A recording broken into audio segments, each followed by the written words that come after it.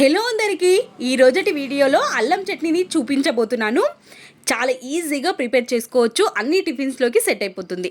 ముందుగా ప్యాన్ని పెట్టుకొని అందులోకి ఆయిల్ వేసుకొని పచ్చిశనగపప్పు 2 స్పూన్స్, అదేవిధంగా 2 స్పూన్స్ వరకు మినపప్పు, కొంచెం మెంతుల్ని యాడ్ చేసి ఫ్రై చేసుకోవాలి. తర్వాత మన రుచికి సరిపడా ఎండుమిర్చిని యాడ్ చేసుకొని ఫ్రై చేసుకొని ఒక ప్లేట్లోకి తీసేసుకోవాలి. అదే గిన్నెలోకి మనం కొంచెం అల్లం తరుగు, ఒక పెద్ద సైజు ఆనియన్ని కూడా కట్ చేసుకొని వీటిని వేయించుకోవాలి.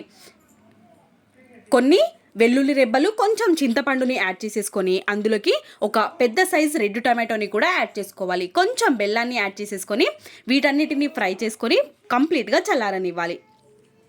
ఇప్పుడు ఒక మిక్సీ జార్ని తీసుకొని అందులోకి మనం వేయించి పెట్టుకున్న అన్నిటిని యాడ్ చేసుకొని ఒక 1/2 టేబుల్ స్పూన్ వరకు జీలకర్ర, రుచికి సరిపడా సాల్ట్, కొంచెం కారాన్ని యాడ్ చేసేసుకొని మిక్సీ పట్టేసుకోవడమే. ఇప్పుడు పోపు కోసం మనం ఒక 4 to 5 టేబుల్ స్పూన్స్ వరకు ఆయిల్, కొంచెం పచ్చిశనగపప్పు, మినప్పప్పు, జీలకర్ర, ఆవాలు, కొంచెం కరివేపాకుని యాడ్ చేసి పోపు పెట్టుకుంటే సరిపోతుంది.